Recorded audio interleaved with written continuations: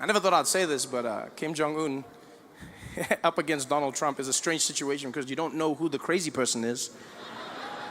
Kim Jong-un actually released a statement. The leader of North Korea, he released a statement saying, Donald Trump is a psychopath. I cannot work with him. Do you know how insane that is? For him to send a message about Donald Trump, where he's just like, guys, I'm wild, but I mean, I don't know this guy. And Donald is crazy. People ask me all the time, they go like, Trevor, come on, you're not being serious. I meet South Africans, they go like, Trevor, come on, man, Donald can't be that crazy, man, eh? Come on, you've got to give him a bit of credit, man, something. Guys, that guy's crazy. Then they'd be like, is he that stupid in real life? Then you're like, yeah. Then he's like, so is he stupid like Malima and them? Then I'm like, no, guys, Julius is smart, don't play those games. I know people get tricked by Julius Malema and Jacob. Those guys are smart, especially Jacob Zuma. People get fooled by him, you know, because he's got that cute vibe, always giggling. That guy is a master tactician. Look now, vote of no confidence, survived again. People are shocked. How did he do it? How did he do it? If you watch Days of Our Lives, he's the Stefano De Miro of this game. Every day he wakes up looking in the mirror going, like sands through the hourglass, so are the days of our lives.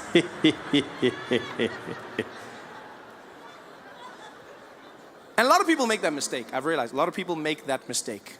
You think our politicians are stupid. Maybe it's because of how they speak. Maybe it's because of how they sound. You know, Jacob Zuma's smart. Jacob Zuma was the head of intelligence for the ANC during the struggle. Jacob Zuma started the chess team on Robben Island. A lot of people don't know that. He started the chess team. Yeah, that's why he's so good with moving the cabinet around. He's busy, yeah, Pravin like that because he's a horse. Check. Donald Trump is not like that. One thing I'll say about Jacob Zuma, catch him in a corner, ask him anything about policy, that guy will rattle it off. He may not know how to read, but he knows what he's talking about. Donald Trump has no clue about any policy whatsoever. He knows nothing about geopolitics. He knows nothing about his healthcare. Every time Donald Trump answers a question, you know he doesn't know the answer because he answers it like he's a contestant in one of his own beauty pageants. That's how he answers it. Every time you see Donald Trump on TV, you can see he's making it up as he's going along. They'll be like, Mr. President, can you tell us about your healthcare rollout and how pre-existing conditions are going to be covered? I know. We're going to have so much coverage, folks. The best coverage. All the coverage. I'm going to get it. All of it. It's going to be so good. Great. Some people even say the best. But how is it going to work? It's going to work. It's just going to work, folks. It's going to work. It's going to be done. I'm going to do it. It's going to be done. And the people in South Africa and Iraq and the countries and health and insurance, and we're going to do all the things healthy with the money and also, thank you.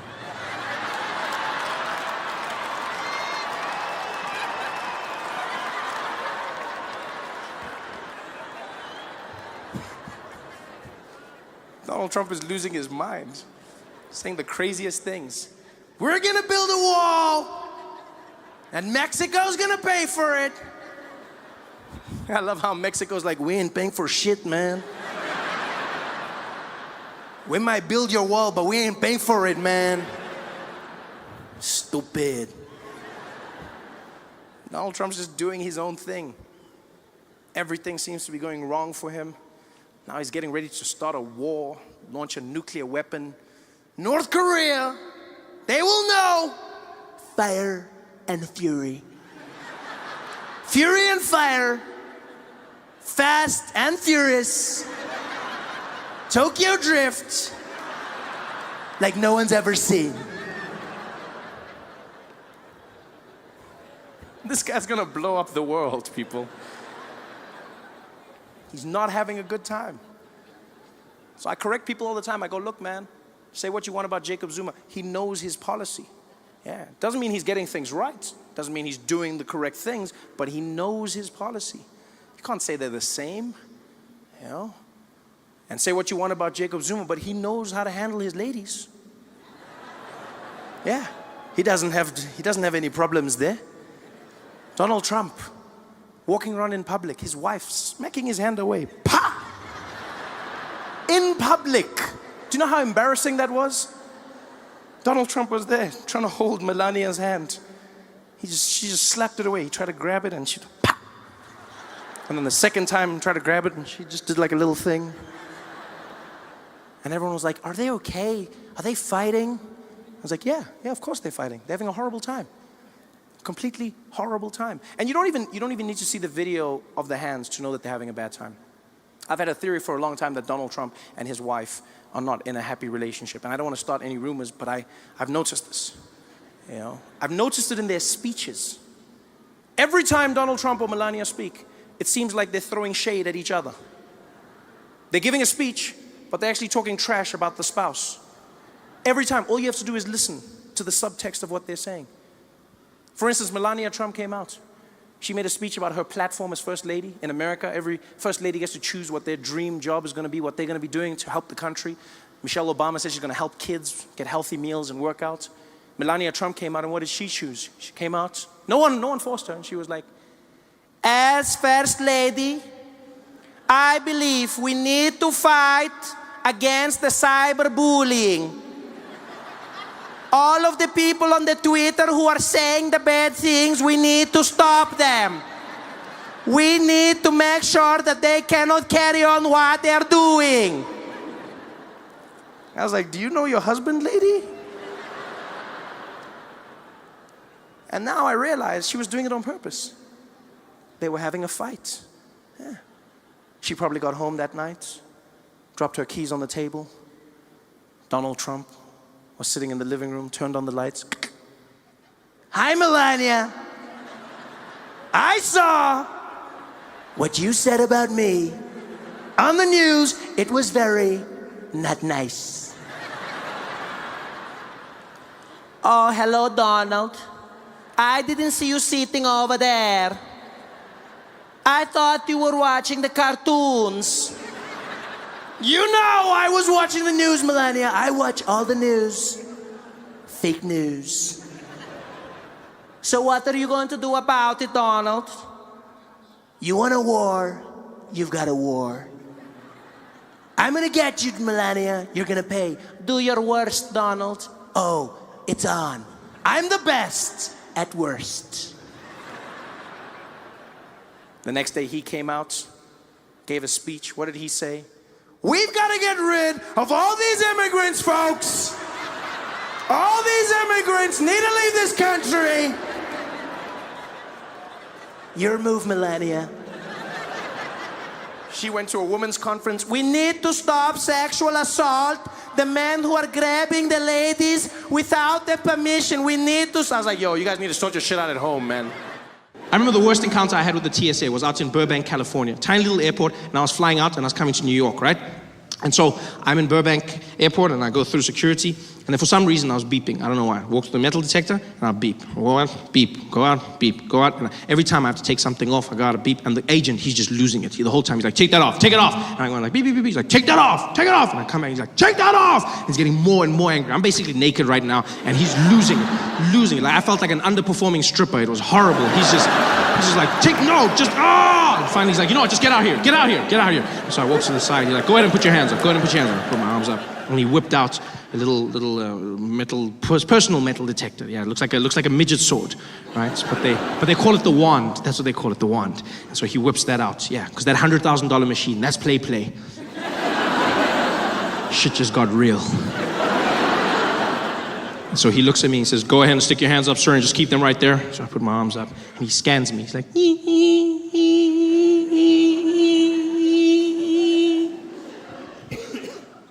You got any metal objects on you?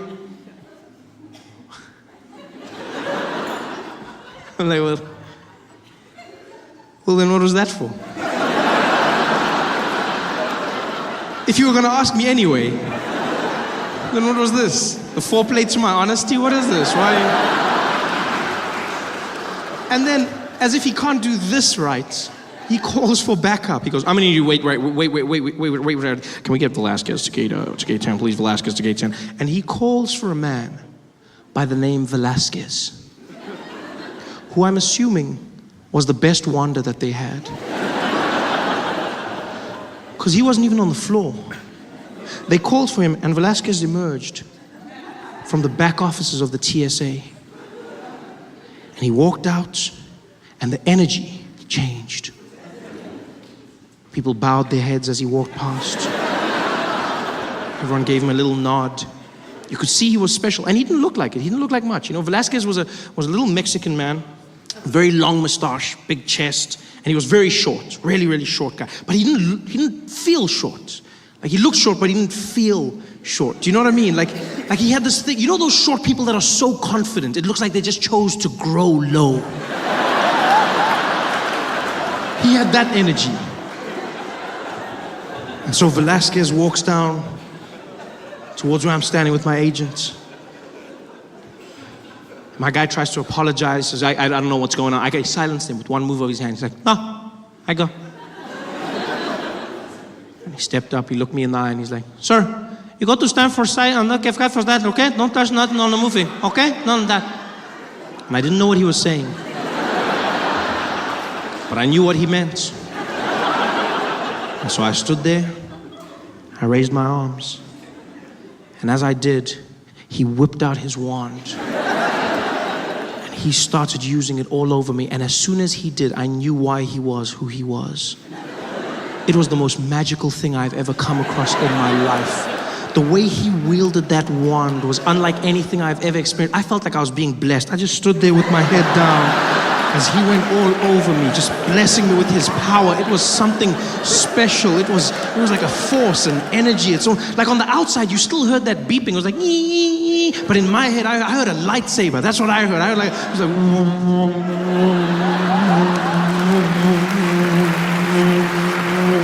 because he was to me, a little Mexican Jedi. In fact, that's exactly what he was. He was my Mexican Jedi. Which, by the way, I feel would be a welcome addition to the Star Wars franchise. No, I'm a big fan. I'm a huge fan of Star Wars. I love Star Wars. I was super excited when I found out they'd be making another one. I was losing my mind. I went back, watched all the movies, and I came to realize that there's no Mexican Jedis, not even one. There's no Mexican Jedis. Which is weird. Because when you look at it, technically speaking, Star Wars is a vision of America in a distant future. So, surely it would be safe to say, judging by the current trajectory of Mexican people in America, I'm sure it would be safe to say that by that time, in a galaxy far, far away, there would be at least one. Just one Mexican Jedi. It's not even like it would spoil the story. Who knows, it might open up a whole new avenue. Can you imagine how different that epic scene between Luke and Darth could have been? Them battling it out on the Death Star. The moment of realization.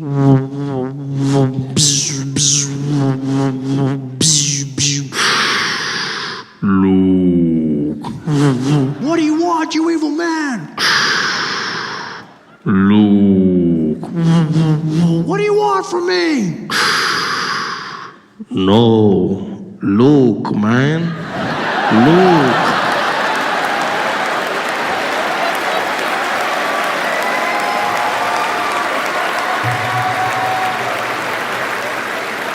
It's your father, man. But the pilots are calm, they cool, you know, you get into the air, they start making useless announcements that you don't even care about, you know, just to give you that feeling that he knows what he's doing. You get up there, as the seatbelt lights go, boom. Ladies and gentlemen, as you may have noticed, we've reached our cruising altitude. Currently sitting at 23,000 feet above sea level, cruising at about 720 kilometers an hour in this Boeing 737, one of our favorite planes in the Starflight Alliance fleet. It's a beautiful sunny day up here. We might encounter a few bumps, but nothing too hectic. The cabin crew will be taking care of you. In the front, we've got Esmeralda and Jonathan. In the rear, Simon, Dupitseng, and Ferrer. I'll be taking care of you. And if you need anything, don't hesitate to call. I'll let you know once we've begun our descent. Until then, please enjoy your flight. Thank you. Dun dun. You're like, oh yeah, pilot. Yo, my guy, pilot. It's cool. I just don't like the fact that they never let you know when something's gone wrong. It freaks me out because they trained to keep you calm no matter what's going on. And I noticed this because we hit turbulence. Coming into Joburg, there were hectic storms, and the plane started shaking, and it wasn't like the calm turbulence. You know, it's that turbulence where people, the knuckles get white when they're holding their, and because people try and act natural in the plane, they'll be like, and then they get to a point where they're like,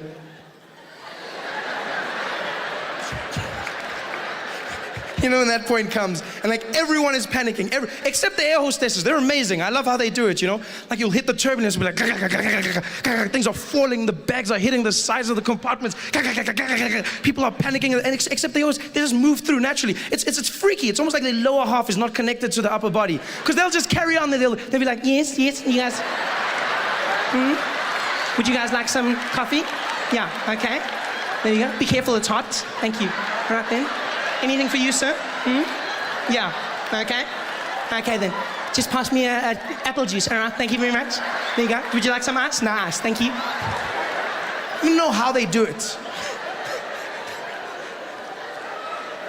And then the pilot has the nerve to come on in the middle of the biggest storm ever. The plane is shaking, the wings are tilting slightly upwards. You think you're gonna die. And it's like, people are screaming. It's like, ladies and gentlemen, we've encountered some slight turbulence. We'll ask that everyone return to their seats at this point and refrain from using the lavatories. Please note we will be flying at a high altitude to try and alleviate the problem. Also, keep your seatbelts fastened, and no hot drinks will be served at this time for your safety. Thank you very much, and I'll speak to you in a moment once we've gotten out of this bumpy patch. Speak to you in a moment. That moment might never come. He doesn't tell you this. When the nationwide flight lost an engine, the pilot said nothing. There, it just fell. Quiet. I don't want a pilot like that. I want someone who lets me know. I want to know before I'm going to die. I want to know. I want to say a prayer or two. I want to prepare myself, I want to forgive everyone that I hate in the world. Give me a chance. Give me a chance. But they don't, pilots. No, they don't. I bet people who die in plane crashes don't even know they've died. Must be the worst feeling in the world. There's like a whole bunch of confused people popping into heaven like, poof. I swear these airports change all the time. I never know where to go. I'm like, are we in heaven? Oh, wow, I can't believe we made it, hey? I can't believe, wow, this is amazing. And there's St. Peter at the gates, and he's like, come forward, please, come forward. Come forward. She's like, who you are? I'm St. Peter. How about you? Yeah, I know, many of people are shocked. Just come. I get that all the time. Just come. No, I just thought that, no, don't worry, just come, please. Just wait till you see Jesus. Come.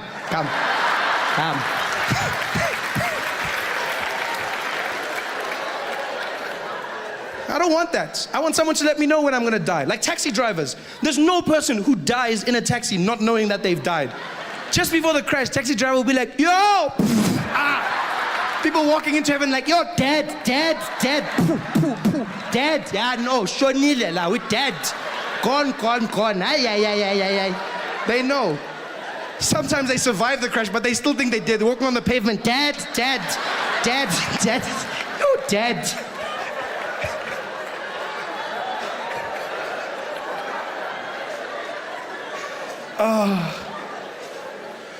But luckily we did land safely in Johannesburg. We landed safely and everyone clapped when the plane landed. Yay! Clapped and walked into the airport terminal building. And that's the point when you realize you're back in South Africa. When you're flying, it's international. And then when you land at any of our airports, and if you listen carefully, you realize that you're back. Like South Africa, once again, the world went there. Then we were like, no, going. Yeah, we'll find just that's it. Because all over the world, they conform to a norm, and that is in airports, women make announcements. It's always a woman, always. And she's always calm, always monotone. Always come over that system. She sits in a room quietly. They bring her the pages one by one. You can be in Heathrow, for instance. You'll hear that woman come on the system. Doom, doom. Attention all passengers. Please note this is an airport announcement. No passengers are permitted to leave any items unattended, as this may be seen as a security risk. Any unattended luggage will be removed by security and destroyed. Thank you. Dun, dun. Everywhere in the world, even if you go to like non-English speaking countries, they still conform to that norm. You go to places like China where you wouldn't expect it, think, I see some of you probably think they'll be like, oh, don't even laugh. That's racist. Don't even laugh. No, that's racist. You don't even laugh. But they're not. They calm. It's a woman, still the same. She's just another language. She'll come on the piano and be like, dum dum. And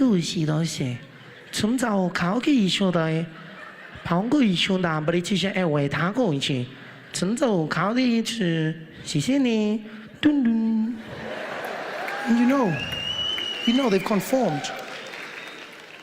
And then you land in South Africa. And you know you've landed. You know that you're back home when you walk into the airport terminal building.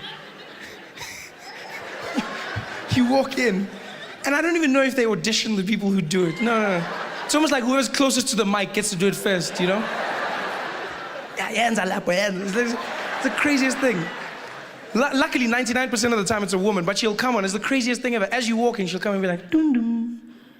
Attention all passengers. Attention all passengers. Hello. Hello, I'm talking to you. Hello. Yeah, all the people is like Kula.com, the plane is delayed. The plane was going on 2, it's going on 3. Yeah, all the people must just take a ticket for that one. You're going to have a problem, nah? Just take on that. If your ticket says 2, then it's going to be 3, nah? Then you mustn't complain when the plane is not there, because then I need to tell you now, then you must just phone the people that are coming to pick you up, must tell them, yo, I need my plane is changed. It's not. And then they start speaking to people in the background. They don't even turn off their mic. All the must just tell the people they are about. But tell you things, I want the plane, I have a drink. I need to leave in a hot drink. Yeah, I need no niggas, I need to leave. Yeah, it's chicken. Yeah. I'm for the drumstick, I'm for the press. It's drumstick, yeah. I'm for the drumstick. Okay, yes, I get 7. Okay, all the people is like one time, the gate is changed. It's not D2, it's C15. It's not D2, it's C15. If you can go to D2, you can find nothing. Okay, bye-bye. But I need my chain.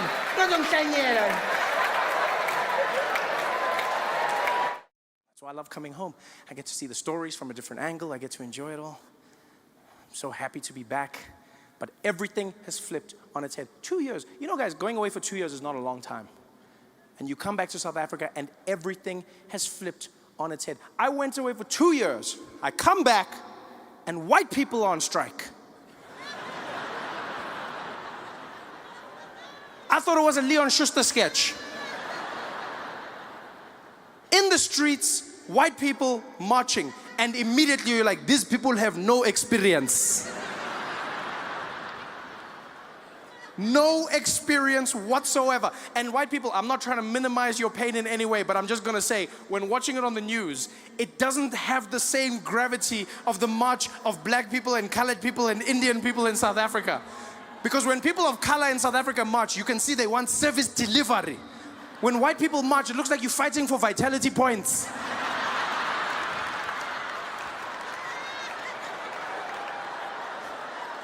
It's just not the same.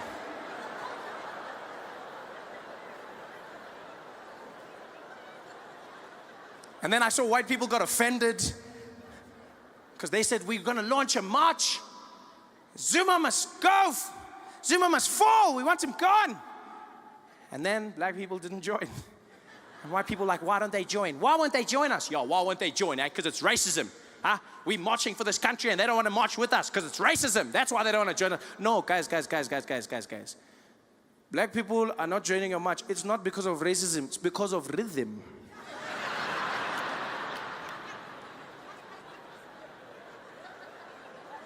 I saw white people protesting and I was like, even if I was on your side, I cannot participate in that.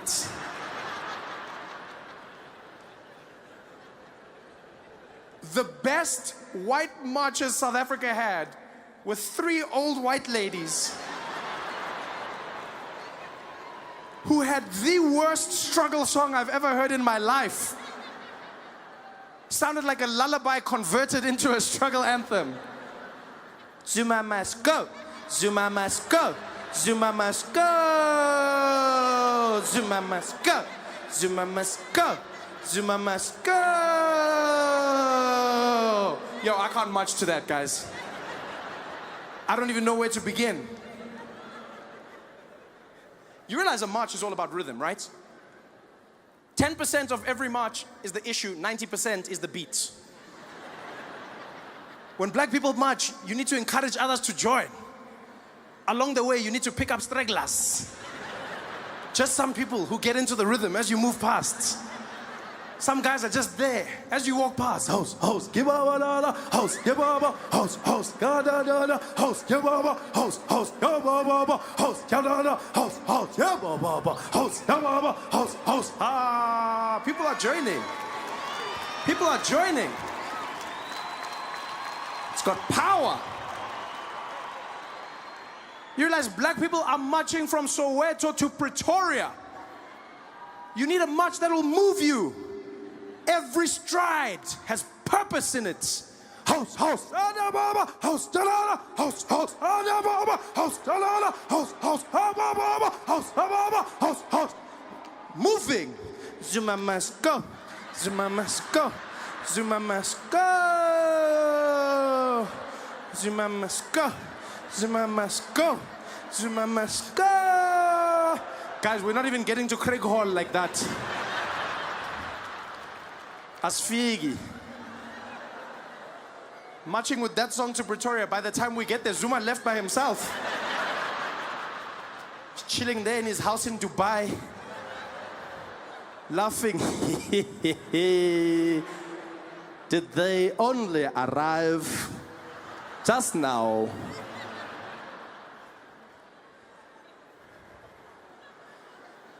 I was watching white people going, but why? Why are you marching? What are you guys doing? Yeah, now you want to do the hard work. Just pay someone like usual. This is when you should be paying. Just get a professional, a specialist. Just be there. Johannes, I have a lot of gripes with this country, and I've noticed that you have impeccable rhythm, and so I'd like to hire your services. I've got you. What's your feeling? I just want them to know that Zuma must go. Okay, got it. Go, go. Zuma, ho, Yahama, ho, ho. That's what I wanted to do. Hire a specialist, people. Get it done.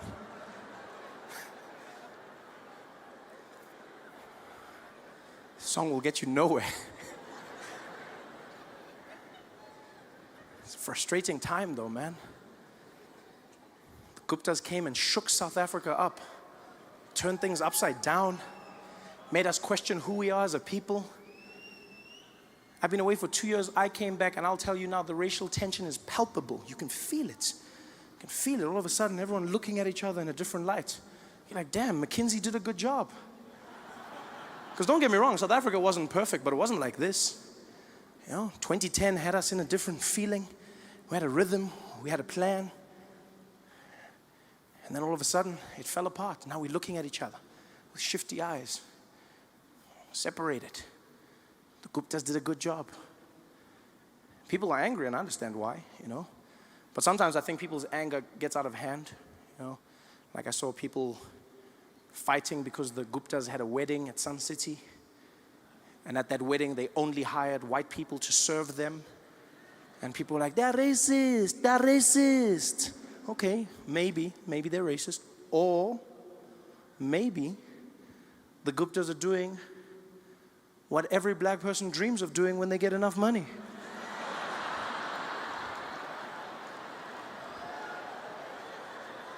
And that is hiring white people to work for you. Which black man in this audience can't say he doesn't remember the first time he went to a restaurant and he was sitting there? Some white guy came up to the table. Good afternoon, gentlemen. Can I help you with anything? Oh, yeah, we're just waiting for the waiter. You can send him over. No, gents, my name's Johnny. I'm going to be serving you guys today. Oh, you're the waiter. You're the guy serving us. That's correct, Alex. Oh, wow, look at that. Well, in that case, Johnny, let's start with the specials menu, please. Just rattle it off, rattle it off. All right, guys, we've got a carpaccio on the menu, really fantastic. We've also got a seafood salad that's really impeccable. On the dessert side, the chef is doing something different with the creme brulee. And then our special line fish of the day is going to be a hake, lightly grilled. Okay, thank you very much. Just give us a moment to chat about it and we'll see. See you in a bit. Johnny. All right, thank you very much, guys. Hey, can you believe it? Yeah? Can you believe it? On my beck and call. Watch this. Johnny. Yeah, what's going on, guys? Nothing. Carry on. This is power. And it was a Sunday morning. I was in bed, still asleep. It was early in the morning, maybe like 9 or 10 o'clock. And the phone rings. And it's my baby brother using my mom's phone. His name's Isaac. He's 9 years old. So I answer the phone. Like, hello? Hello, Trevor? Say, hey, Isaac, what do you want? How are you? I'm fine, thanks. I'm also fine, thank you. I'm fine, thanks, and how are you, Isaac? I'm fine, thanks, and how are you? I'm fine, thank you. It's a pleasure. Trevor, are you busy? Yeah, sort of. Why? No, because Mom's been shot. I'm sorry, what? Yeah, Mom's been shot and we're at the hospital. Can you come? Mom's been shot. Okay, what do you mean? Okay, yeah, of course I can come. Okay, which hospital? Tell me that. And he tells me the hospital I dropped off. Okay, can you come? Like, he's too polite for his own good. He's too, like, can you come? Like, what, I'm going to have to slot shot Mom into my schedule? Just find, coffee at 2 and then PlayStation at 1. Okay, Mom, we'll try. Come on, can I come? Of course I can come. I'm panicking. I jump out of bed, I'm running around, I'm trying to put my clothes on, some things are backwards, I don't even notice, I don't even care. Grab the car keys, but I'm looking for the car keys, running around there, losing my mind. I jump into the car, into the streets. As soon as I get out the gate, the tears start coming out. You can't even control it. You're just there driving, and all of a sudden, it's just...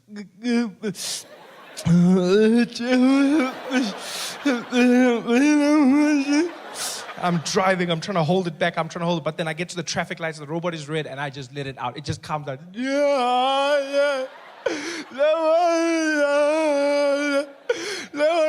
don't watch my window. No. Hey. No, hey, no. No.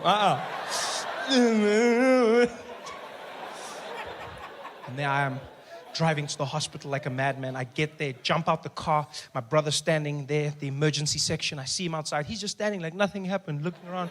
I go, Isaac, what happened? He's like, Mom, she's getting shot. She's inside. So I'm like, okay, are you okay? He's like, Mom was shot, not me. No, that's not what I'm saying, you idiot. Whatever, I'm coming back. So I run inside. My mom's in the prep area. All the doctors are standing around her. There's blood everywhere. I'm looking at the doctors. And just by the way, doctors are not as good looking as they are on those TV shows, eh?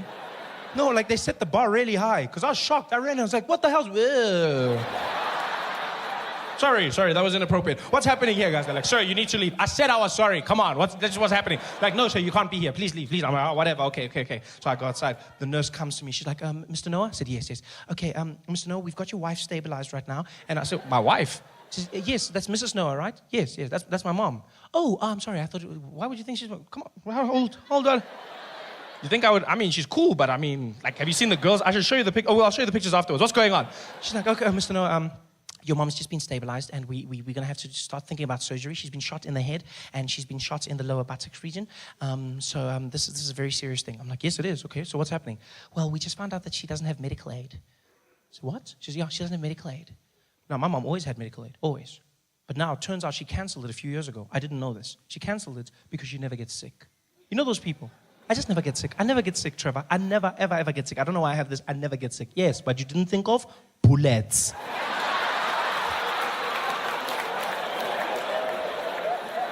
Now she's in the hospital, no medical aid. So I said to the nurse, well, what does this mean? She says, well, Mr. Noah, it means we're going to have to put her back in the ambulance and send her to a public hospital. I said, but she's bleeding now. You can't say. She says, I'm sorry, sir. That's all we can do. She has to go to a public hospital. Now I'm panicking. I mean, public hospital? Normally a good place to go. Normally, you know. But now what's happening is there's just misadministration of funds. Like money's going missing. You don't know what's happening. They don't have the right equipment. Now I'm picturing guys trying to fix my mom. There's the doctor. Give me a scalpel. We got a spare now. Okay, bring it. At least it's a shifting. Okay, let's try something. I'm stressed. So I say, well, what do we do without medical aid? She says, well, there's nothing, sir. I said, well, what if I give you the money? She says, well, you don't know how much it'll cost, so you can't, unless you give us your card, and then we just work from there. So we'll take my card. Here's my credit card. She goes, sir, it can get very expensive. I said, this is my mom. This is my mom. Use the money. Go. She goes, you can tell me it's expensive. This is my mother we're talking about, you know? I realized through all of this, I've just neglected my brother. He's been standing there the whole time with his big eyes.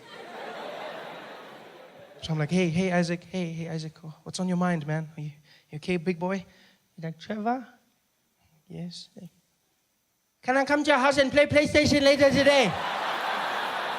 How are you going to ask me about PlayStation? Your mom has just been shot. You can't be asking me about what the hell is wrong with you, stupid child. You know what? You're never going to play PlayStation ever again. Ever. No play PlayStation for you ever in your life. Ever. Go away. Go sit down and think about what you just... PlayStation, you're going to ask me. How the hell is you going to ask me about PlayStation? The nurse comes back. She goes, okay, Mr. Noah, we just used 900 Rand for some blood tests. I'm like, okay, why are you telling me this? Yeah, because it's 900. This is my mom. Use the money. Go. She goes away. I'm like, 900 Rand. How are you going to tell me about that? She comes back again. She's like, Mr. Noah, we need 2,000 Rand for some x-rays. This is my mom, not a pair of jeans. Use the money. Go. She goes away. I'm like, this is my mom's going to die. Asking me questions here. Busy asking me, my mom's going to die. My mom's going to die. That's all I'm saying. And I say it. My brother hears me. He starts crying. I'm like, Isaac, I'm sorry. Are you okay? Are you okay? He says, I'm not okay. You said I'm never going to play PlayStation ever in my life. And I want to play Need for Speed, and now I can't play PlayStation. I'm like, you still crying about play? You have no right to cry. You hear me? You shut up. Stop crying. You can't cry about this. You shut up. Now some woman comes out. She knows my mom's been shot. Now she thinks I'm telling my brother not to cry about my mom. She just gets involved. She's like, hey, you let him cry, okay? You let him cry. Some people express their pain in different ways. You let him cry. I'm like, I will not let him cry, lady. I will not let him cry. Many kids grow up without one, okay? It's just none of it is fine. Like, you should go play in the park or something. It's not a time to cry right now. What the hell? You spoil your kids. That's your problem. You should take it away from them so that they can learn about life. You both shut up. All of you, shut up. I'm telling them this. The nurse comes back. She goes, Mr. Noah, we're ready for surgery. I'm like, so do the surgery. She says, yeah, but sir, this could get very expensive. ICU and surgery is very expensive. I'm like, lady, what is expensive? This is my mother. She says, so well, anywhere from like 20,000 Rand. This is my mom, all the way to like 500,000 Rand.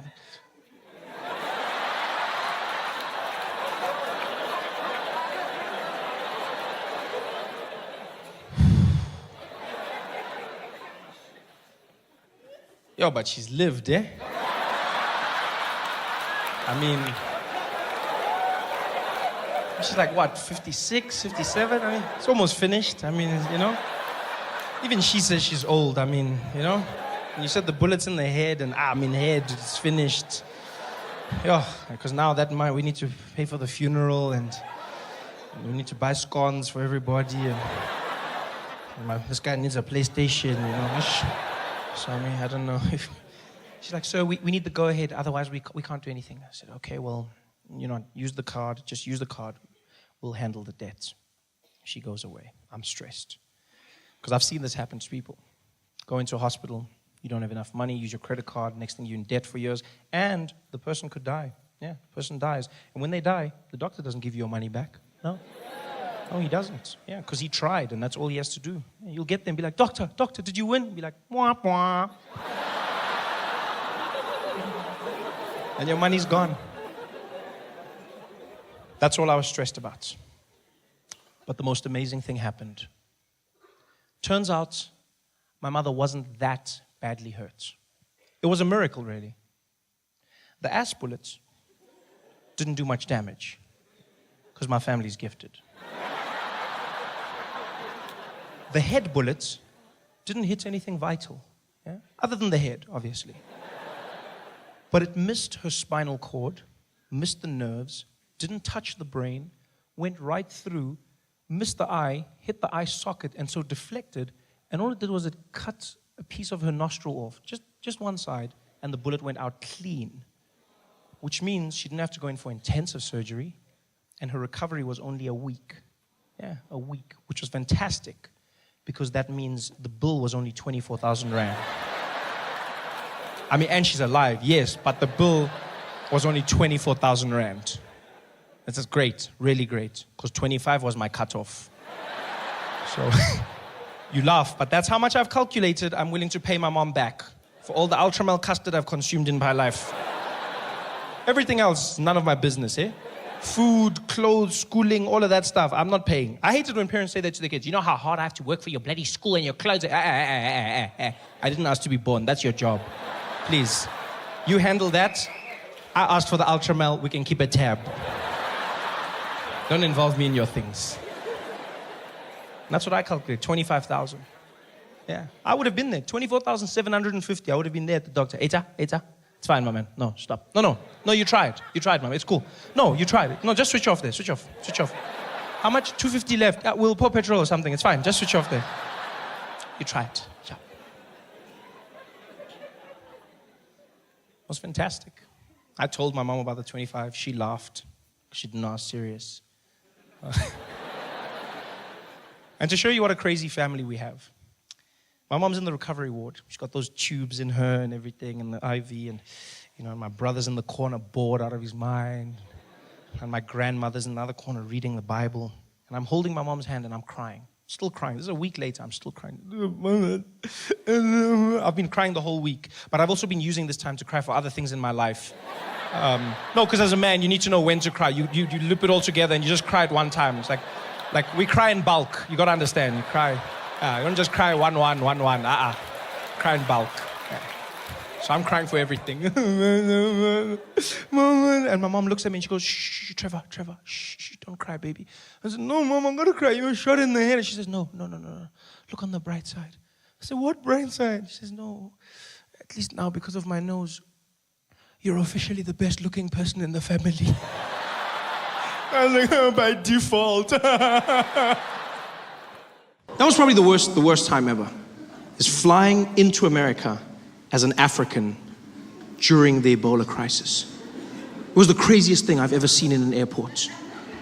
You'd walk in, there'd be tension, they'd usher everybody into a special quarantine area, ask you questions that they don't normally ask. The number one question they always ask was, sir, have you been in contact with Ebola?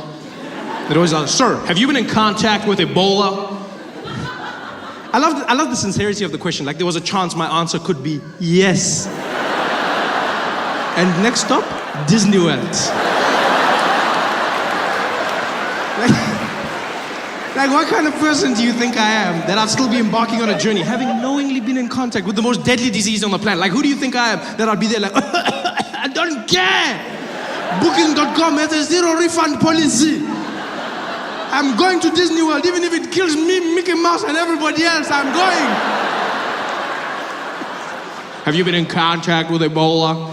And they always said it like Ebola was like a distant relative. I love the phrasing. Have you been in contact with Ebola? Yeah, I spoke to him last week. He's doing well, eh? Thank you very much for asking.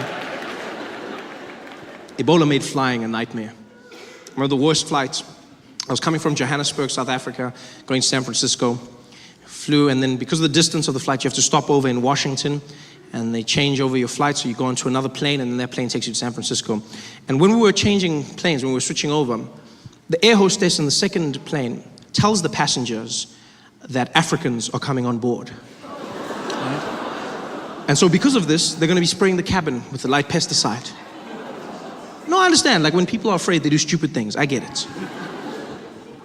But what I didn't understand was why she told them this as we were boarding the plane. Have the decency to speak behind our backs.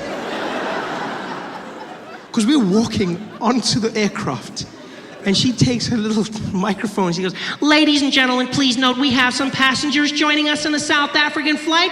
They're coming from Africa. If everybody could please stay in their seats as these passengers find their place. We're going to be spraying the cabin with a light pesticide due to the Ebola crisis. And feel free to cover your nose, eyes, ears, and mouth. The pesticide shouldn't be harmful, but it may be. So if everybody would just cover up, and we'll be coming down shortly as everybody takes their place. Thank you very much. She says this as we board the plane. This is our introduction. Ebola crisis. And we're there like, hello. Do you know how hard it is to find a seat in a plane with people that think you're bringing them death? Do you know how hard it is? Like you're sitting there and everyone you go, it almost felt like that scene from Forrest Gump. Like as I'm walking down the plane, people are like, you can't sit here. No space. You're just walking down trying to find your Jenny.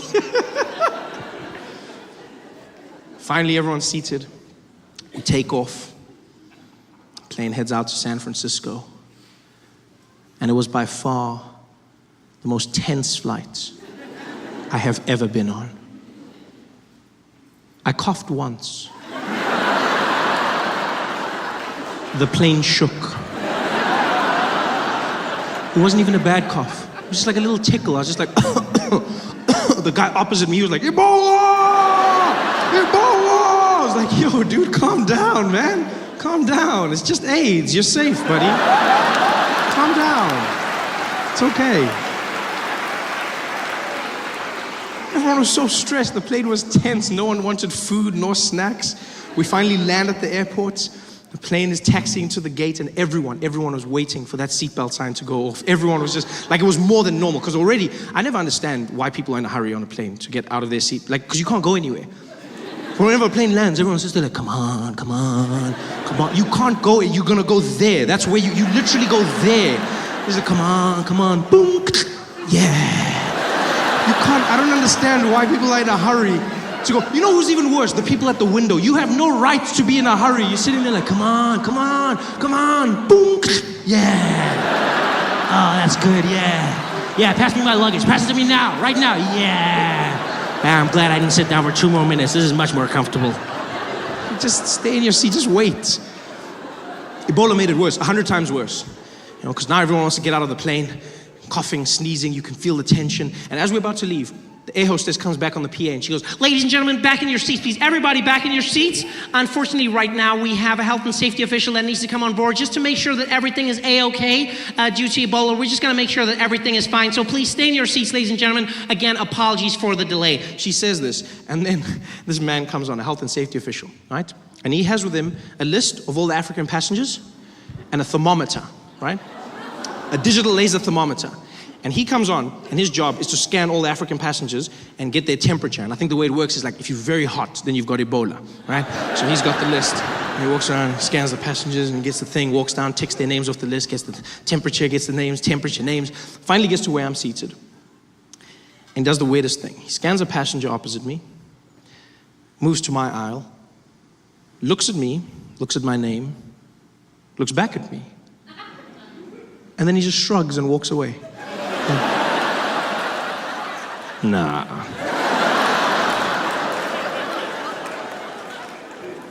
Almost as if I wasn't African enough.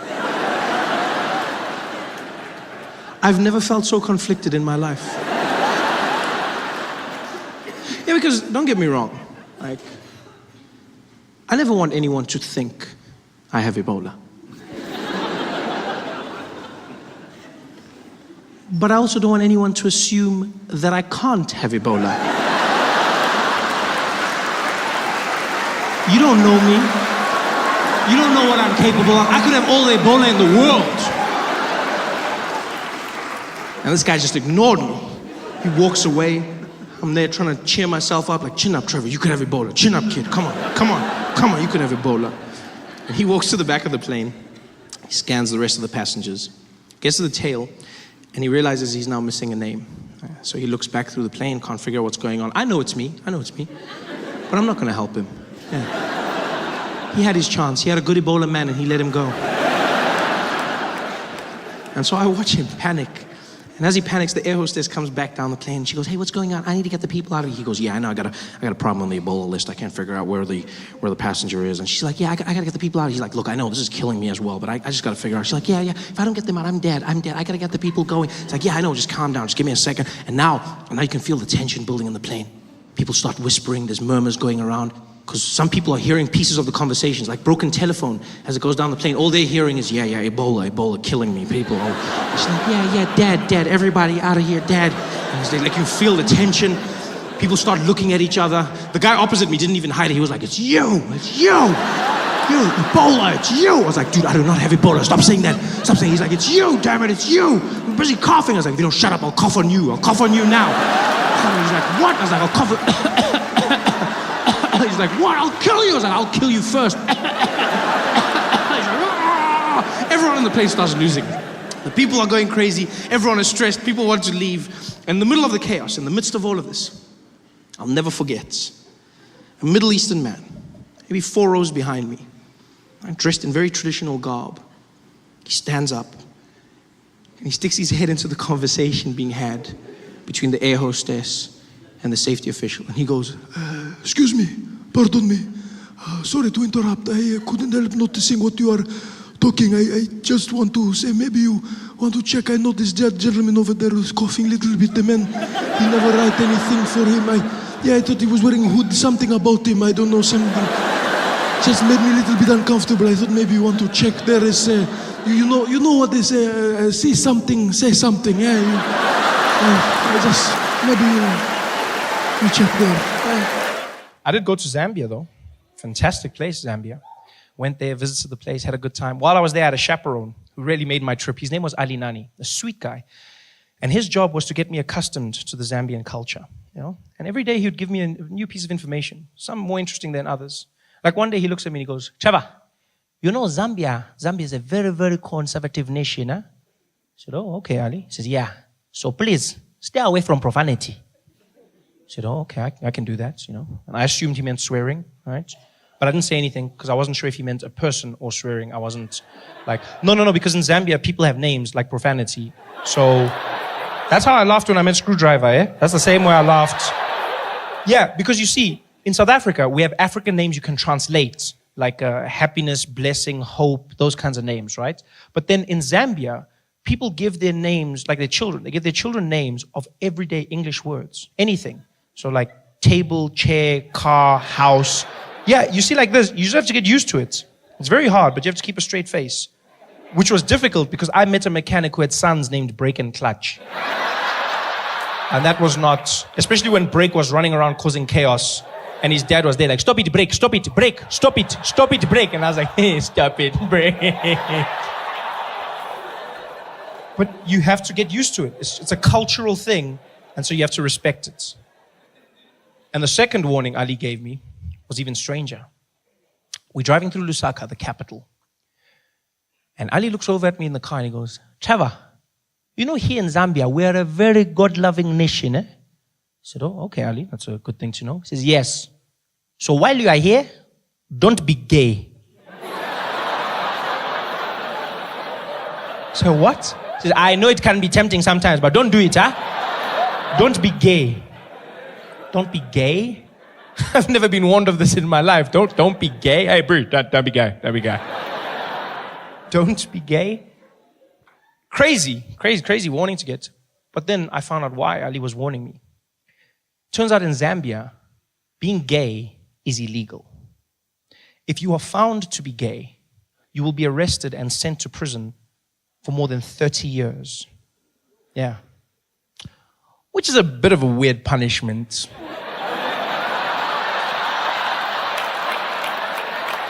When you think about it. I mean, I'm not saying gay guys would enjoy prison. I'm just saying if I was gay, that's not the worst thing you could do to me. You'd be like, you're going to jail. I'd be like, oh no.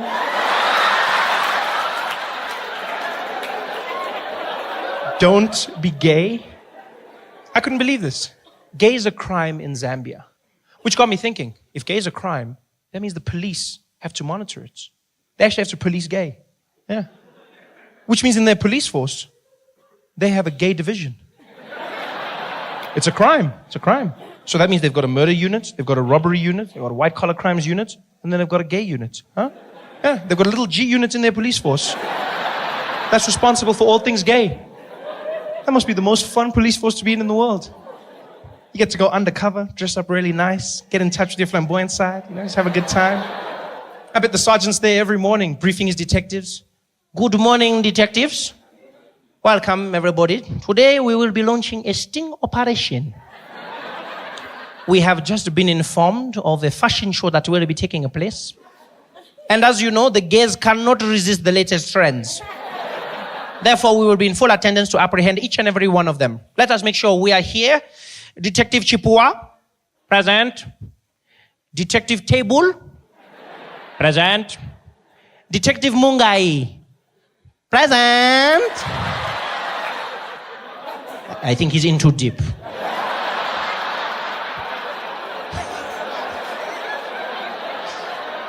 How do you police gay? Do they stop you if you look suspiciously gay in the streets? You know, I mean, gay doesn't have a look, but maybe you've just got a bounce about you. Maybe you just have like a bit of pizzazz. Maybe, you know, do the police pull up there and it's like, woo, you over there. What is the purpose of that flamboyant scarf? Put your hands up. Turn around. Don't tempt me. Don't tempt me. You're going to jail. How do you police gay? Do they have roadblocks, like for drunk driving? Do they have gay roadblocks? We're just stopping people in their car. Good evening, officer. Good evening, sir. License, please. Thank you very much. Mr. Stylish, huh? Tell me, sir, have you been gay this evening? What? Oh, no. I have not been gay. No. In fact, I don't gay at all. I see. Not even one or two? No. No gays for me. No gays for me. Okay. Then tell me, sir, what is that I can smell on your breath? Is that balls? No, I don't even eat chutney. No. So you are not gay? No, not gay at all. Then, sir, can you please blow into this?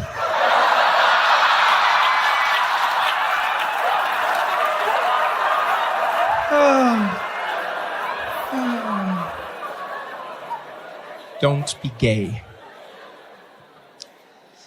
I was not gay while I was in Zambia, so I had a good time. Went around, saw the people. The highlights of my trip came when on my day off, I asked Ali for suggestions. Ali said to me, maybe you should drive around Lusaka, meet some of the people, just have a good time. I said, Ali, I want to do something special. He said, okay, well, in that case, maybe you can go to the mall. And if you are lucky, maybe you can ride the escalators, huh? So what? Yeah, I'm not promising anything. But if you are early, maybe you can go once or twice. So escalators, I know, mind-blowing, huh? I thought he was messing with me. Until I found out people in Zambia go to the mall just to ride the escalators. Seems ridiculous till you understand the backstory. When we were in Zambia, there were only 5 public escalators. 5 in the whole country. The first escalator was built in August. Yeah. Not August 19. No. You guys remember August? August? You guys remember that? They built their first escalators ever. Yeah. And so now it's all the rage. People go to the mall just to ride escalators. Yeah. But now, I don't want you to picture like some dusty village. That's not what Zambia is. It's a beautiful place. They're developing just as we are. They've got roads, they've got airports, they've got beautiful hotels, stunning shopping malls. They've got everything we've got, even faster internet. They just never had escalators. And now they started building them. And because of that, people go there and they just spend a day riding escalators. Dads will go home and fetch their kids. Children, we are going to the mall. To do what, Daddy? To do shopping. And to ride the escalators. Yay! We couldn't believe this, so we went to the mall, right? We get to the mall is empty. Escalators are packed.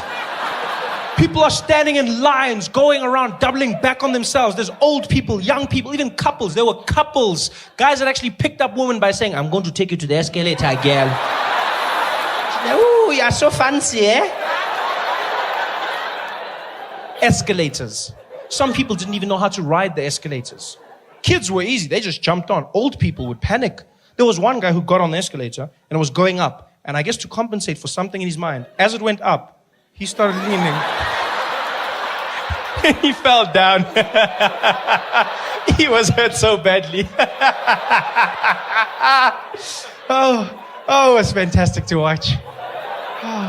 We spent like 3 hours doing this, just watching people riding escalators.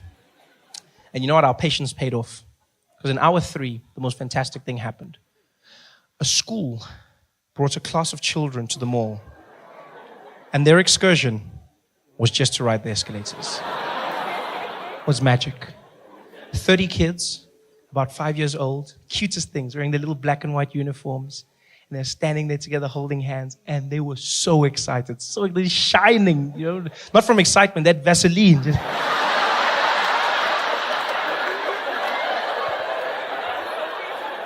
And there's 2 teachers with the children. And they grab their hands on either end. And in a long train, they start to march through the mall. And as they do, they start singing at the top of their lungs like little angels. Escalator, escalator, escalator. Oh, escalator, escalator, Hey, it was the sweetest thing ever. People are waving at them, smiling. And these kids see the escalators and they lost their minds. These kids went crazy. They're not holding hands. They start screaming and running around. It looked like a zombie movie or something. This is like they're jumping, but then you see the smiles on their faces. It looks like the end of Sarafina. You're like, what the hell's going on here? These kids are screaming and having the time. They're jumping around, doing cartwheels. The teacher can't control them. She's panicking like, yeah, get back. 2 by 2, 2 by 2. 2 by 2 was one of the kids. I didn't know. She was like, 2 by 2, next to me, singing fine. Other kids are still jumping. She can't control them. There was one fat kid. He couldn't jump, so he just shook himself. Escalator. Escalator. It was the most amazing thing I've ever seen in my life. It's like I had gone in a time machine to a time when escalators were new, brand new and popular. So popular that people were taking pictures of the escalators using their iPhones. Chipiwa, technology, eh? Who even thinks of these things, eh? Can you imagine? Hey, we are in the future now, man. Mechanical moving stairs, huh? What are we going to see next? I don't even know. I wonder how it works, eh? Let me just check there. Siri, how does an escalator work? I don't know, eh? Some of you may or may not know, I have a new job. This is great. Thank you very much. Thank you. Yeah, so that's fun. Phoned my grandmother to tell her the good news, which was really cool. I don't think she understood what was going on, but still she was happy. Phoned my gran, and she was on the phone. I was like, Granny, I'm going to be on the Daily Show. And she's like, ooh, Trevor, I'm so happy for you. You got a job. I said, no, Gogo. No, I already had a job, Gogo. I already had a job. She's like, no, you didn't. Did you have an office? I said, no. She's like, then it wasn't a job. Well done, Trevor. My mom was a bit better. I phoned her. She was on the ball. You know, she was really excited for me.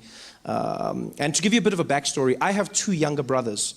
Right? I have one brother is 9 years younger than me, and then the youngest is 20 years younger than me. And so the youngest one, who's 11, just became head boy of his school. He's the head prefect at his school, right? Yeah, so then, no, please don't, no, this is my show. You don't clap for him, please. They didn't clap for me at his, please. I work hard for my applause, please, guys. So anyway, so I phoned my mom. I phoned my mom to tell her my good news. And I'm on the phone with her and I'm like, Mom, this is happening. She's like, oh, baby, I'm so happy for you. Oh, this is so wonderful. Oh, I'm so happy. This is so great. Oh, and did you hear what happened with your brother? He became head boy at his school. Oh, I'm so happy. Both my boys are doing big things. And I was like, yeah. Some things are bigger than others. She's like, no, baby, it's all the same to me. It's all the same. I was like, you say that, but I mean, you know. If you had to choose. She's like, okay, fine, I'll be honest. You were never a prefect, so... Damn it! That's when I wish I had a physical phone. Yeah? That's when I wish I had a landline. You know, I have those landline moments in my life where I wish I had an old school phone so I could slam it down. Young people will never know the joy of slamming a phone at the end of a call. Like, cell phones have robbed us of that. That feeling, you know, where you get to tell the person, screw you! Bah! Ah, it feels so good. They feel it on the other end, like, ah! It's like you punch them in the ear. Now with phones, you've robbed of all of that. You know, there's no sense of power. Screw you! That's all you have. And you can't even press the screen hard because you're scared you're going to crack your own phone. You don't... I hate cell phones so much. I think they're robbing us of our intelligence. I honestly believe cell phones are going to be the reason that human beings devolve. We're going back to the Stone Ages because of those things. Everything about them is turning us into apes again. Neanderthals. I was looking at my thumbs the other day. I spend so much time texting and sending messages that I feel like they've started curling over like monkeys' hands. I've gotten really good at typing and grabbing branches. Everything about those phones is robbing us of our humanity. We were proud because we evolved, we stand, we walk tall. And then we got our phones. And now every day we spend like this. And over time we're gonna go back dumb. Have you tried to have a conversation with someone on their phone? Literally sounds like a caveman. Just,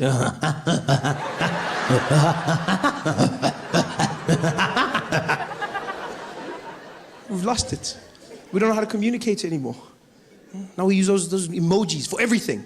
Emoji, emoji, emoji, emoji. No one even uses words. Send a paragraph to your friend. Had a great day, did this. It was so funny. They reply, hey. And did you hear? She died. Ooh. That's it. No words. Emojis are basically the cave drawings of 2015. Yeah, we judge cavemen. We think they were primitive because we couldn't find any words in their pictures. Someone's going to think the same thing of us. The way we look at cavemen and go, oh, look at them, they couldn't write. Oh, the caveman, he was so simple. Oh, and he was hunting and he had a family. Oh, simple. Someone's going to see our messages in 1,000 years. Be like, oh, look at that. Oh, the people of 2015, simple. Oh, yeah, look at that. Oh, they laughed and they cried. Oh. Sometimes they laughed until they cried. Yeah. Some of them were blind in one eye, yeah. But that didn't stop them from having fun.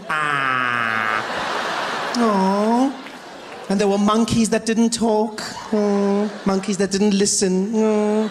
And they were always dancing in red dresses. Oh. 2015, a simple time. We don't communicate anymore. Got our emojis. Phones are making us dumb. I fear most for women, you know, the most intelligent of our species. Yeah. And I fear for you. I fear, ladies. I fear for what the selfie has done to you. Women are obsessed with selfies. The average woman spends 50% of her day thinking about when she can take the next selfie. That's all she's thinking about. Oh, let's take a selfie. Oh, let's take a selfie. Let's take a selfie now. Let's take a selfie. Take a selfie of me taking a selfie of you. Oh, this is great. Selfieception. I love it. Everyone's just in there. Selfie, selfie, selfie, selfie. And you know what's fine? The pictures look great. The pictures look great. Instagram. Oh, like my picture, like my... Yeah, it looks normal. But have you seen what it looks like when someone makes a selfie? It is the creepiest thing you've ever seen in your life. A normal woman sitting by herself, having lunch, doing whatever she's doing. And all of a sudden she'll look at her phone and something in her head goes weird and she transforms into a selfie monster. She literally just be there looking at her phone, going through stuff, and all of a sudden she's like...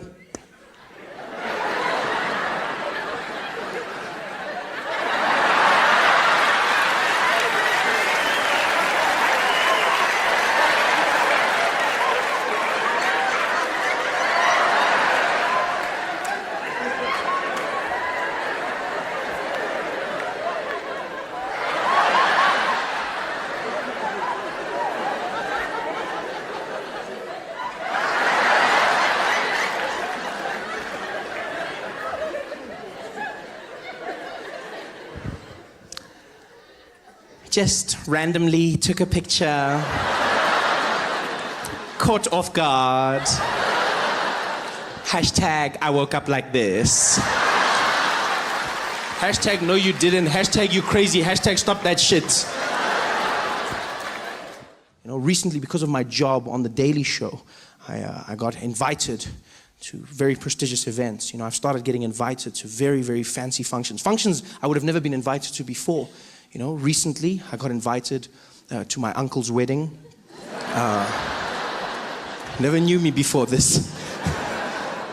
And before that, I got invited to an event in New York called the Met Gala, right? A very prestigious event, yeah, where 500 people are gathered together, different personalities from all walks of life come together, you know, actors, singers, painters, musicians, everyone. And you spend a night dressed very nicely, looking at history and art. Just walk around, smiling, looking sophisticated. Yeah, and it's so exclusive that they tell you exactly what you're going to be wearing at the event, right? So they not dress code, exactly what you wear. So I got phoned. They said, Trevor, we'd like to invite you to the Met Gala. I was like, wow, okay.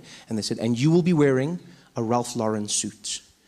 And I was like, well, okay, how much is that?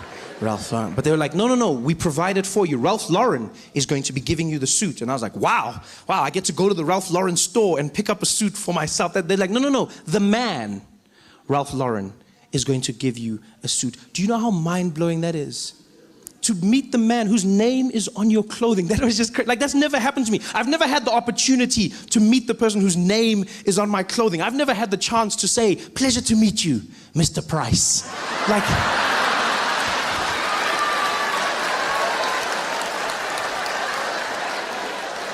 This is a new world for me. Here I am wearing his suit, invited to the Met Gala. And they tell you it's going to be a fun affair, you're going to have a great time. You get there, you eat with some people, you talk, you laugh, you walk the red carpet, which sounds like fun. You know, red carpets sound like fun. Walk down a carpet, people take pictures of you. Yeah, it's a lot more stress than it seems. Because you have to look perfect. I didn't know this. Like, you have to look perfect all the time. So, and they're so strict about it that they have a tent at the beginning of the red carpet that you don't see on TV. And in that tent, they prepare everybody. All the celebrities stand in the tent together, and then they make sure everyone's dress is perfect, everyone's hair, nothing is crumpled up, nothing, you know, and you stand there, and everyone's there together, which is really cool because you see all the celebrities like getting dressed basically, and you know everyone. They don't know you, but you know all of them. So like you're there, you're just looking at people, and people are very nice. You're like, hey, how are you? How are you? It's like, oh, hi, I'm Trevor. Trevor, nice to meet you. It's like, oh, Beyonce. You're like, yeah. Come on. Yeah, I know you from my bedroom wall. I know you. But you can't say that. You can't say, you see, because you got to look cool. You got to look cool. You know, you got to look like you belong. So now you're meeting people that you know, but you got to act like you don't know them, which makes you look like a jackass. Because now I'm there like, Trevor, who? Oh, Beyonce? Beyonce? Did I say it? Beyonce? Ah, nice to meet you, Beyonce. Ah. Pleasure. Oh, and this, oh yeah, oh, JZ, nice to meet you, sir. Yes. You just look like an idiot. So I'm standing there getting ready with everyone, and then there's a guy who basically tells each person to walk out one at a time. Each celebrity, you walk out onto the red carpet, and there's 3 stations on the red carpet. When you walk out, the first section is American photographers. They take pictures for all of their magazines and newspapers. When they're done with you, you move down to the second section. That's the European photographers. They do the same thing for their magazines. And then you move to the last section, Asian photographers, Japan, China, that region. They take pictures, and then you walk into the event. So you walk to each one. They tell you to smile. Don't smile too much. Closes your eyes. Don't not smile. Makes you look angry. And pose with your body and your head. Pose, body, and head. Because some people make a mistake and then turn. Don't do that. Turn everything at the same time. Everything. So I'm ready. I'm like, I can do this. You know, so I'm in the tent with all the celebrities, and the guy's calling people out, lets them out one by one, because they don't want 2 people in the same shot. They don't want Beyonce there and then me in the background, like, you know? So the guy's like, okay, we're ready, guys. Look, we're ready. Rihanna, let's get Rihanna out. Rihanna, come on, how are you? Good to see you. Come on through. And so Rihanna walks out, you know. Anne Hathaway. Anne, how are you? Come on, Anne. Good to see you. Go on. Yeah. And then it's my turn. The guy's like, you. Yeah, you. Come on, let's go. Come on. I'm like, me, okay, me. He's like, you ready? I was like, I'm ready. He's like, okay, go on. And I stepped out, and immediately when I got out, I realized I wasn't ready. I was not ready at all. I was not ready. And I've never seen that many flashes in my entire life. You step out, and it seems like every camera in the world is flashing at the same time. All of them screaming. It's like, it's just bright. It looks like someone threw a teaspoon in a microwave. It's going crazy. It's like, and everyone's screaming your name. Trevor, over here. Trevor. Now you're trying to find them. You look like a madman with voices in your head. Trevor. You're like, yeah, speak to me, Jesus. You're trying to fight. You don't know where the thing is coming from. You're like, come on, Trevor. And then one guy throws me off in the middle of it. He's like, Trevor, give us a pose. And I'm like, a pose? He's like, yeah, a pose. I'm like, nah, I don't know how to pose. I've never thought of posing. No one told me. So now, like, I don't know what posing is. I've never practiced posing. And then the guy's pose. I'm like, I don't know what's a pose? He's like, come on, something sexy. I'm like, sexy? I don't even know what's it, because I've never practiced. And when I read magazines, I go straight to the women's section. Like, I don't look at the men. I don't see how they posing. I look at J-Lo and Kim Kardashian. So he's like, sexy. I'm like, sexy. So I just go to what I know. I'm just standing there. Like,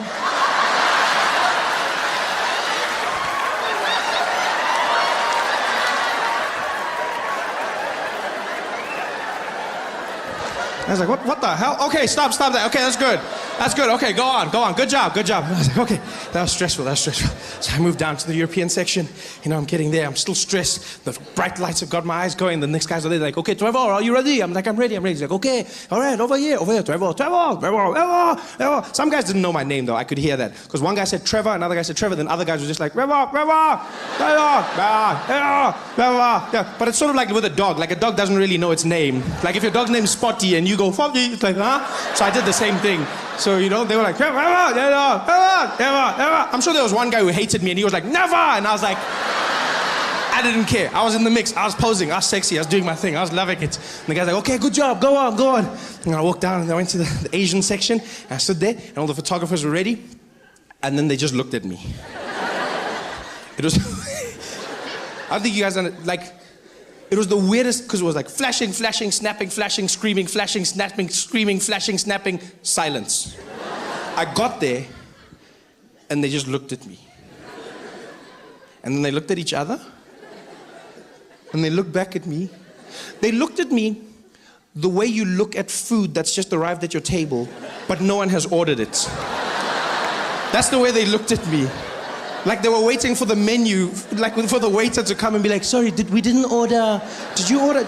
Who ordered? No, we didn't order this. We ordered celebrities. We don't know what that is. No, we don't know. We didn't order. That's how they're looking at. Now I'm standing there. I'm already posing because I've been taught to do, now I'm there doing nothing's getting them. Even these ones, nothing's working. They're just looking at me. And then, I don't know why, like I panicked because I was embarrassed. I'm not gonna lie, I was embarrassed. No one's taking a picture. No one told me what to do if they don't take a picture. So instead of just walking away, I started making the sounds with my mouth. Just a defense mechanism, I guess. So I panicked, and then in the silence, I was just like, Trevor, Trevor, Trevor, Trevor, Trevor, Trevor, Trevor. And now they're just looking at me like, Trevor, good job. And I was like, wow. The newspapers say that. He's famous, so now people treat you like you're famous. They start saying weird things to you. Strangest things people would say to me. Trevor, well done on everything, eh? Congrats. But, even though you're going to America, don't forget us, all right? Don't you forget us. Like, I don't even know who you are.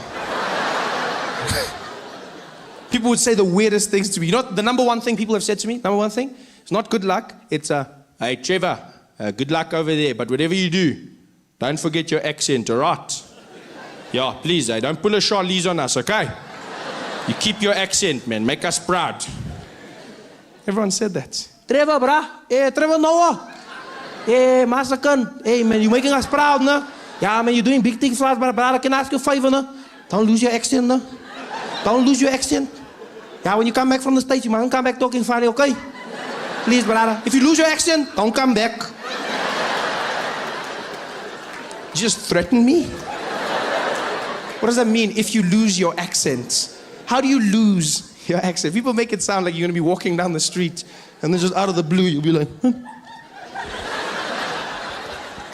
my accent! I lost my accent!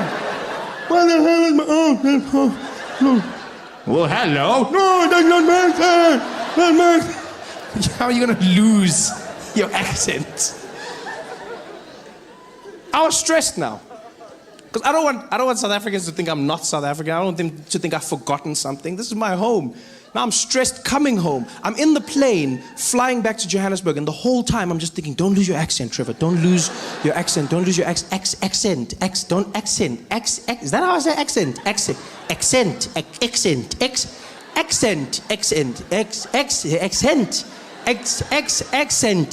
By the time I landed at OR Tambo, I was losing my mind.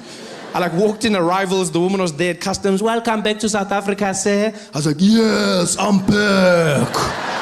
Same old Trevor. Nothing changed. Going crazy. Because I love accents. I really do. I love accents. I like learning languages, and so obviously accents are a byproduct of that. I've learned over time that even if you can't learn a language, an accent is a great way to communicate with somebody in your own language whilst trying to bridge the gap. You learn somebody's accent, you communicate more effectively. The thing is, though, you have to learn the accent in the right way. If you're going to speak to someone in their accent and you do it in the wrong way, you might come across as racist.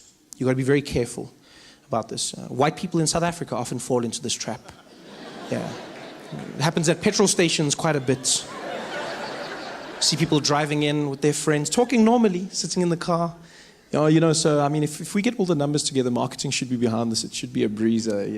HR's stepped up, and it's going to be a great year end. Look, we try and make sure that sorry, hold on. Hello, Baba. Hey, sharp man. Please put Lapo full tanky, eh? 95 unleaded, yeah. Also check our tires, eh? Pressure, pumpy, not too much, eh? 2.2, okay.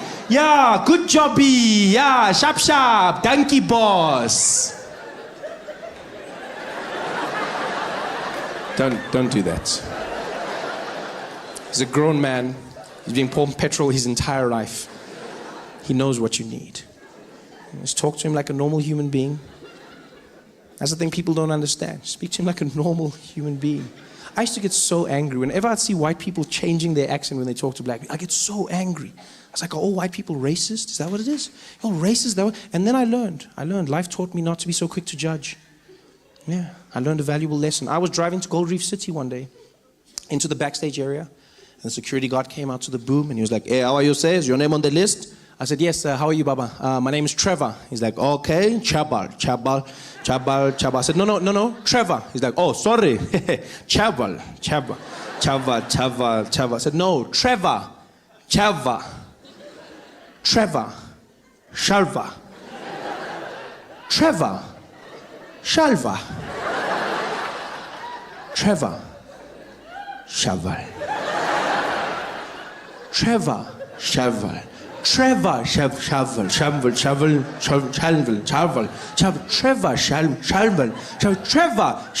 And now my friend who was irritated, he just leans over me and he's like, hey, Papa, get Trevor. He was like, oh, Trevor. Why you don't talk properly?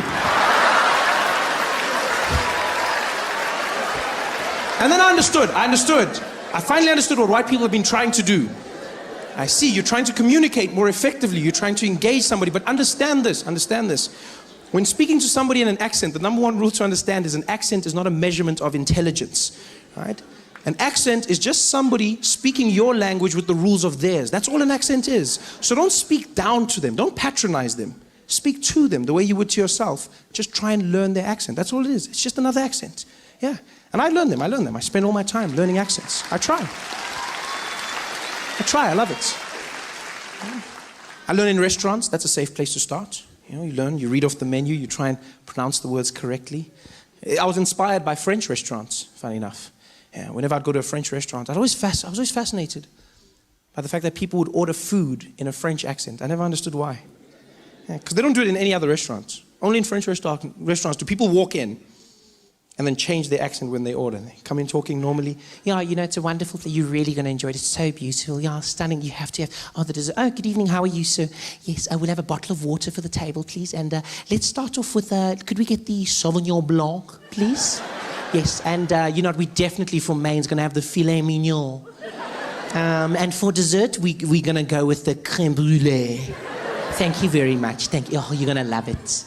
Like, why are you doing that? I never understood. I was like, why? Because it's not like the French are going to return the favor. There's no French people sitting in our restaurants in South Africa looking at the menu like, so for the table, we can order some starter portion with share something? No? Okay. Could we please have one serving of the boerewors?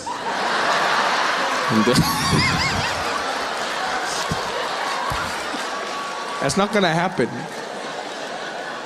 Hey guys, thanks for watching. Make sure to subscribe to my channel so you can win cool prizes. And by prizes, I mean surprise. There's no prizes. It's a free YouTube video, you greedy. Just click the video, man. Why you want free things on free things?